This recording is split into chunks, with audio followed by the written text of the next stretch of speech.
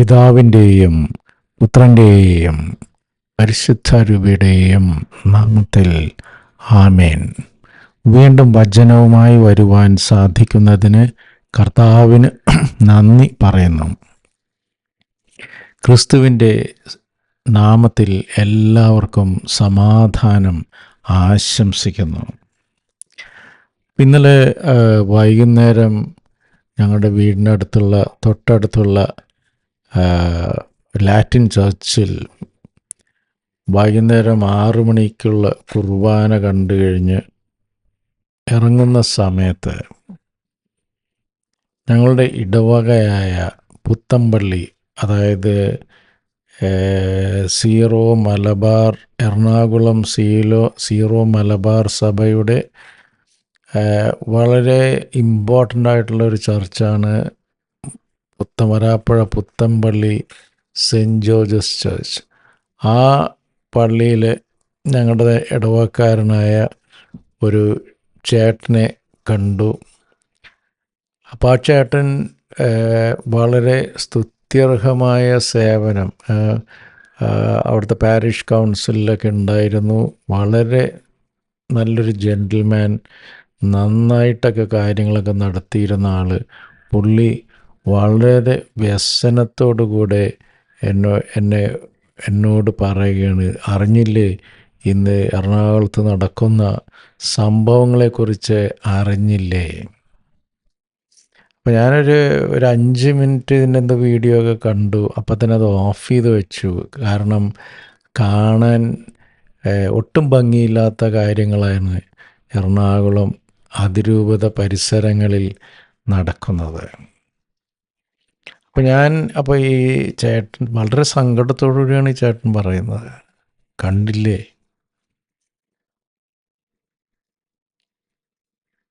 അപ്പോൾ ഞാൻ പെട്ടെന്ന് ഇപ്പോൾ ചേട്ടനോട് പറയും, നമുക്ക് ഈ സംഭാഷണം ഇവിടെ നിർത്താം. കാരണം നമ്മൾ വിശുദ്ധ കുർബാന സ്വീകരിച്ചിട്ട് ഒരു 15 മിനിറ്റല്ലേ ആകുന്നുള്ളൂ. അപ്പോൾ നമുക്ക് ഈ അരമനയും അവിടുത്തെ പുരോഹിത ജാഥകളെ നമ്മുടെ നാക്കുകൊണ്ട് വെറുതെ പാപം ചെയ്യണ്ട. എത്ര വലിയ വിരോധാഭാസം! പണ്ടൊക്കെ പട്ടക്കാരൻ എന്നൊക്കെ പറയുമ്പോൾ സമാധാനം നൽകുന്ന ഇടങ്ങളായിരുന്നെങ്കിൽ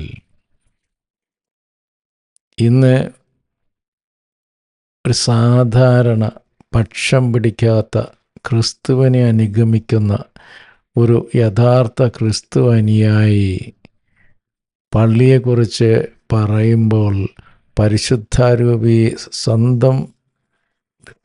സ്വന്തം ആത്മാവിൽ വസിക്കുന്ന പരിശുദ്ധാരൂപിയെ നോവിപ്പിക്കുമോ എന്ന ഭയം, നാവാൽ പാപം ചെയ്യുമെന്നുള്ള ഭയം, അത്രയ്ക്കും നമ്മുടെ പുരോഹിതന്മാരും പള്ളിയും ചർച്ചും അത് അധപതിച്ചിരിക്കുന്നു. അപ്പോൾ ഞാൻ ചേട്ടനോട് പറഞ്ഞത്, ഡോണ്ട് വറി, ഇതെല്ലാം കർത്താവിൻ്റെ പദ്ധതികളായി എനിക്ക് തോന്നുന്നു. ഈ ജീർണിച്ച പള്ളിയെ, ഈ ജീർണിച്ച സംവിധാനത്തെ കർത്താവ് യഥാർത്ഥ വിശ്വാസികൾക്ക്, പക്ഷം പിടിച്ച് സ്വന്തം കാര്യം നേടാൻ നടക്കുന്നവരെ അല്ല ഞാൻ ഉദ്ദേശിച്ചത്, ക്രിസ്തുവിൽ വിശ്വസിക്കുന്ന ഈ റോമൻ സിറിയൻ എറണാകുളം അതിരൂപതയിൽപ്പെട്ട സുറിയാനി കത്തോലിക്കർക്ക് കർത്താവ് അവരെ രക്ഷപ്പെടുത്തുന്ന രീതിയായിരിക്കാം ഇത്. കാരണം കോവിഡ് കാലത്ത് തന്നെ ഇരുന്ന് പ്രാർത്ഥിക്കാൻ കർത്താവ് എല്ലാവരെയും പഠിപ്പിച്ചു. അതിനുശേഷം ഈ വക പ്രശ്നങ്ങൾ, അപ്പോൾ ഈ പുരോഹിതന്മാരുടെയൊക്കെ അമൂല്യ തകർച്ച കർത്താവ് വിശ്വാസികൾക്ക് കാണിച്ചു കൊടുത്തു. ഇവരൊക്കെ ഇത്രയ്ക്കൊക്കെ ഉള്ളൂ. ഇവർ പലപ്പോഴും സാധാരണ വിശ്വാസികളെക്കാളും വളരെയധികം പരിതാപകരമായ നിലയിലാണ് ഇവരുടെ നിലവാരമെന്ന് യഥാർത്ഥ വിശ്വാസികൾക്ക്, പക്ഷം പിടിക്കാത്ത ക്രിസ്തുവിൽ മാത്രം വിശ്വസിച്ച് സഭയോട് ചേർന്ന് നിൽക്കുന്ന വിശ്വാസികൾക്ക് അറപ്പളവാക്കുന്ന രീതിയിൽ ഈ പുരോഹിതന്മാരുടെ മൂല്യത്തകർച്ച കർത്താവ് വെളിപ്പെടുത്തി കൊടുത്തു.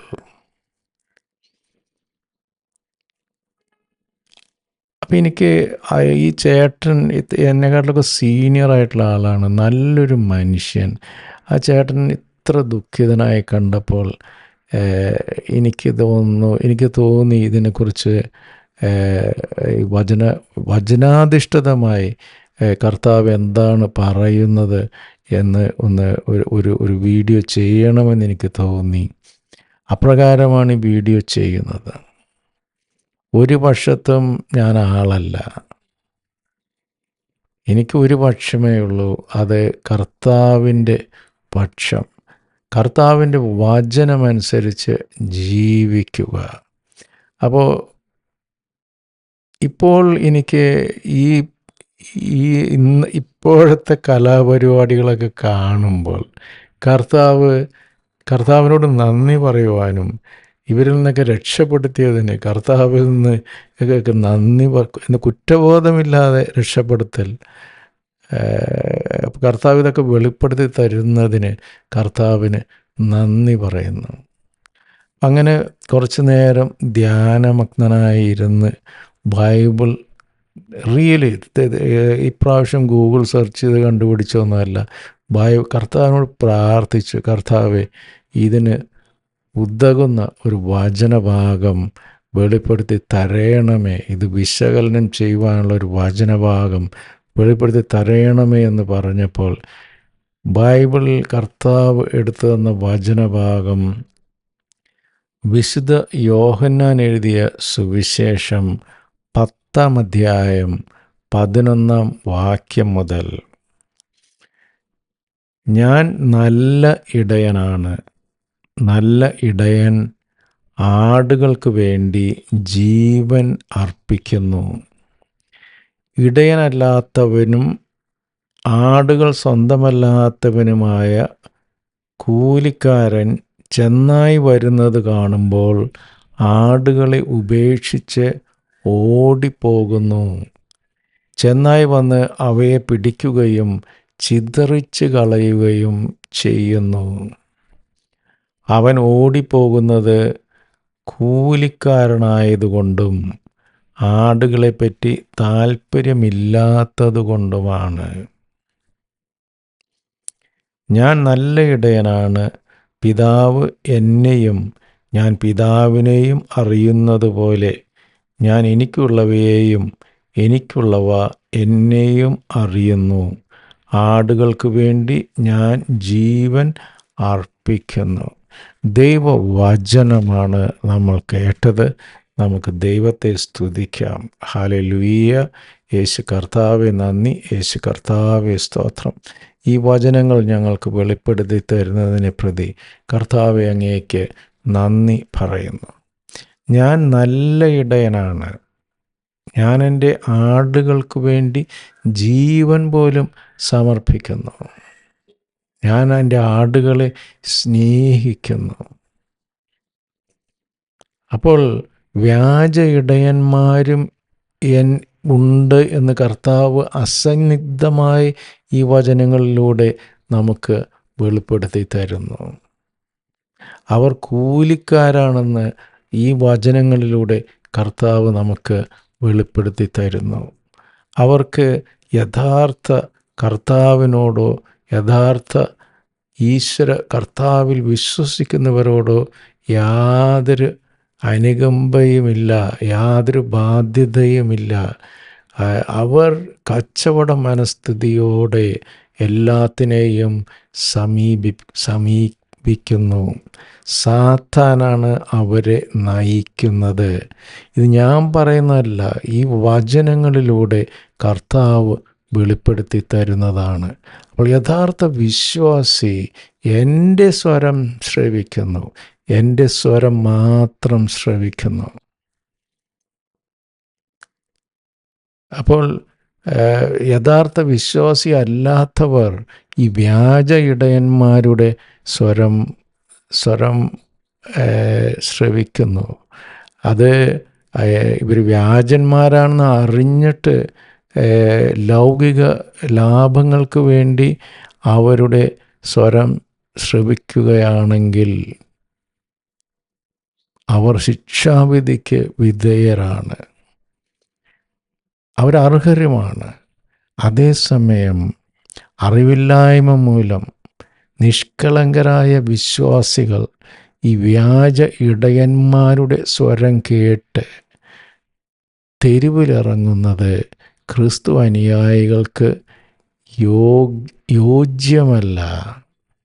അപ്പോൾ ഈ നിരപരാധിയായ ക്രിസ്തു അനുയായികൾ ഈ വ്യാജ ഇടയന്മാരെ തിരിച്ചറിയുകയും ക്രിസ്തുവിലേക്ക് തിരിയുകയും ഈ വ്യാജ ഇടയന്മാരെ തിരിച്ചറിഞ്ഞ് അവരെ ഒറ്റപ്പെടുത്തുകയും അവരെ അനുഗമിക്കാതിരിക്കുകയും യഥാർത്ഥ ക്രിസ്തുവിലേക്ക് തിരിയുകയും യഥാർത്ഥ ഇടയനിലേക്ക് തിരിയുകയും ആ ഇടയൻ്റെ വാക്കുകൾ കേട്ട് ആ ഇടയൻ്റെ വചനം സ്വന്തം ജീവിതത്തിൽ പകർത്തി പരിശുദ്ധാത്മാവിനാൽ നിറഞ്ഞ് പരിശുദ്ധാത്മാവിനാൽ നയിക്കപ്പെടേണ്ട ദൈവത്തിൻ്റെ മക്കളാണ് നമ്മൾ എന്ന പൂർണ്ണ ബോധ്യത്തോടെ വിശുദ്ധ ലിഖിതങ്ങളിലേക്ക് തിരിച്ചു വരുവാനുള്ള ഒരു സന്ദർഭമാണ് കർത്താവ് നമുക്ക് ഒരുക്കി തന്നിരിക്കുന്നത്. ആഹ്ലാദിക്കുവിൻ, വ്യാജന്മാരെ വെളിപ്പെടുത്തി കിട്ടുന്നതിനെ പ്രതി ആഹ്ലാദിക്കുവിൻ. ദൈവം നമ്മോട് കൂടെ. അപ്പോൾ നമുക്ക് പക്ഷം പിടിക്കേണ്ട ഇവർ തമ്മിൽ ഈ പുരോഹിതന്മാർ, കർത്താവ് നമ്മളെ പഠിപ്പിച്ചിട്ടുള്ളത് എന്താണ്? നിന്നെപ്പോലെ നിൻ്റെ അയൽക്കാരനെയും സ്നേഹിക്കുക. വിശുദ്ധ ബലിയിൽ സംബന്ധിക്കുന്നതിനോ അർപ്പിക്കുന്നതിനു മുമ്പ് നിനക്ക് ആരോടെങ്കിലും വിരോധമുണ്ടെങ്കിൽ ആദ്യം പോയി അവനുമായി രമ്യതപ്പെടുക, എന്നിട്ട് വന്ന് വിശുദ്ധ ബലി അർപ്പിക്കുക എന്നാണ് കർത്താവ് നമ്മളെ പഠിപ്പിച്ചിട്ടുള്ളത്. അതെല്ലാം ലംഘിച്ചുകൊണ്ട്, അസന്നിഗ്ധമായി ലംഘിച്ചുകൊണ്ട് നമ്മുടെ മുമ്പിൽ നഗ്നരായി നിൽക്കുന്ന അവിശ്വാസികളായ വ്യാജ ഇടയന്മാരെ കർത്താവ് വെളിപ്പെടുത്തി തരുന്നതിനെ പ്രതി നമുക്ക് കർത്താവിനോട് നന്ദി പറയാം. അന്തഛിദ്രമുള്ള ഭവനങ്ങൾ നശിക്കുക തന്നെ വേണം. അത് നശിച്ചു കഴിഞ്ഞാലും ഒരു പറ്റം യഥാർത്ഥ വിശ്വാസികൾ, യഥാർത്ഥ ഇടയൻ്റെ സ്വരം ശ്രവിക്കുന്ന, സ്വരം മാത്രം ശ്രവിക്കുവാൻ ഉള്ള വിവേകവും തെരഞ്ഞെടുപ്പും ലഭിച്ച ഒരു കൂട്ടം യഥാർത്ഥ വിശ്വാസ സമൂഹം ഇവിടെ നിലനിൽക്കും. നമ്മൾക്കും അതിനോട് ചേർന്ന് നിൽക്കാം. നമ്മുടെ ഇടയൻ ക്രിസ്തുവാണ്. നമ്മുടെ ഇടയൻ ക്രിസ്തു മാത്രമാണ്. അപ്പോൾ ക്രിസ്തുവിൽ പൂർണ്ണമായി അവലംബിച്ചുകൊണ്ട് ഈ വക കലാപരിപാടികളെ വളരെ ഡിറ്റാച്ച്ഡായി ദൈവപുത്രൻ്റെ സ്ഥാനത്ത് നിന്നുകൊണ്ട് ഈ കോപ്രായങ്ങൾ കണ്ട് നമുക്ക് ദൈവത്തിന് സ്തുതി പറയാം. കർത്താവെ, ഞങ്ങളെ ഇതിൻ്റെ ഭാഗമാക്കാഞ്ഞതിനും മാറി നിന്ന് ഇതെല്ലാം വിവേചിച്ചറിയുവാനും അങ്ങയിലേക്ക് പൂർണ്ണമായി തിരിയുവാനും അങ്ങയുടെ വചനം പഠിക്കുവാനും ധ്യാനിക്കുവാനും അതനുസരിച്ച് ജീവിതത്തെ ക്രമപ്പെടുത്തുവാനുമുള്ള കൃപ ഞങ്ങൾക്ക് നൽകുന്നതിനെ പ്രതി കർത്താവെ, ഞങ്ങൾ അങ്ങേക്ക് നന്ദി പറയുന്നു. ആമേൻ. ദൈവം നമ്മെ എല്ലാവരെയും സമൃദ്ധമായി അനുഗ്രഹിക്കട്ടെ. ദുഃഖിക്കേണ്ട സമയമല്ല ഇത്, സന്തോഷിക്കേണ്ട സമയമാണ്. കോവിഡ് കാലത്ത് കർത്താവ് നമ്മളെ പള്ളിയിൽ പോകാതെ വീട്ടിലിരുന്ന് പ്രാർത്ഥിക്കാൻ പഠിപ്പിച്ചു. യൂട്യൂബ് വഴിയൊക്കെ വിശുദ്ധ കുർബാനയിൽ പങ്കെടുക്കാൻ നമ്മളെ പഠിപ്പിച്ചു. കുറ്റബോധമില്ലാതെ യൂട്യൂബൊക്കെ വഴി ലോകത്തിലെ ഏത് വിശുദ്ധ കുർബാനയിലും പങ്കെടുക്കുവാനുമുള്ള സൗകര്യം കർത്താവ് നമുക്ക് നൽകി. അത് കഴിഞ്ഞപ്പോൾ ഈ വ്യാജ ഇടയന്മാരെ നമ്മുടെ മുമ്പിൽ നമുക്ക് കാണിച്ചുകൊണ്ടിരിക്കുകയാണ്. ഇവരൊക്കെ ഇത്രയ്ക്കൊക്കെ ഉള്ളൂ എന്ന രീതിയിൽ നിങ്ങൾ അന്ധമായി ഇവരുടെ പുറകെ പോകരുത് എന്ന് കർത്താവ് നമുക്ക് കാണിച്ചു തരുന്നു. ഇതിൽ പരം നമ്മുടെ ഇടയൻ നമ്മളോട് എന്താണ് ചെയ്യേണ്ടത്? കർത്താവ് പറയുന്നു, ഇത് ജീർണിച്ചിരിക്കുകയാണ്, നിങ്ങൾ ഈ വ്യാജ ഇടയന്മാരുടെ പുറകെ പോകല്ലേ, നിങ്ങൾ വീണ്ടും എന്നിലേക്ക് തിരിച്ചു വരിക, എൻ്റെ വചനം അനുസരിച്ച് നിങ്ങൾ ജീവിക്കുക, എൻ്റെ വചനം അനുസരിച്ച് നിങ്ങളെ നയിക്കുന്നവരെ നിങ്ങൾ വിവേചിച്ചറിയുക, അവരുടെ സ്വരം മാത്രം നിങ്ങൾ ശ്രവിക്കുക. ഇതിന് നമ്മൾ കർത്താവിനോട് നന്ദി പറയുന്നു. ഇതിനെ പ്രതി നമ്മൾ ആഹ്ലാദിക്കേണ്ടിയിരിക്കുന്നു. ദൈവം നമ്മെല്ലാവരെയും സമൃദ്ധമായി അനുഗ്രഹിക്കട്ടെ. കർത്താവ് തന്നെ നമ്മളോട് പറഞ്ഞിട്ടുണ്ടല്ലോ, നിങ്ങൾ പ്രാവുകളെപ്പോലെ നിഷ്കളങ്കരും അതുപോലെ അണലിയെപ്പോലെ ഒരു പാമ്പിനെ പോലെ നിങ്ങൾ സൂക്ഷ്മബുദ്ധിയുള്ളവരുമായി, കൂർമ്മബുദ്ധി, ഇതെല്ലാം മനസ്സിലാക്കുവാനുള്ള ശക്തി. നമ്മൾ വേറെ ഓരോ പുരോഹിതന്മാരുടെയും അവൻ പറയുന്നതൊക്കെ കേട്ട് അവരുടെ അടിമകളായി ജീവിക്കേണ്ടവരല്ല. നമ്മൾ കർത്താവിൻ്റെ വചനമനുസരിച്ച് ജീവിച്ച് ദൈവ മക്കളുടെ സ്ഥാനത്ത് നിന്ന് ജീവിക്കേണ്ടവരാണ്. ഒരുപക്ഷെ ഇത് മനുഷ്യരാൽ വിഭജിക്കപ്പെട്ട ക്രിസ്തീയ സഭ ഒരുമിക്കാനുള്ള ഒരു തുടക്കമായിരിക്കാം. നമുക്ക് വി ബിക്കം യൂണിവേഴ്സൽ ക്രിസ്ത്യൻസ്.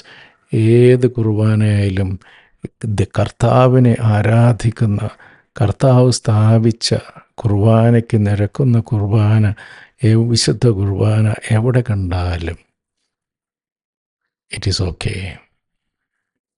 ദൈവം നമ്മെ എല്ലാവരെയും സമൃദ്ധമായി അനുഗ്രഹിക്കട്ടെ. God bless. നിങ്ങളും എനിക്ക് വേണ്ടി പ്രത്യേകം പ്രാർത്ഥിക്കുമല്ലോ. ആമേൻ.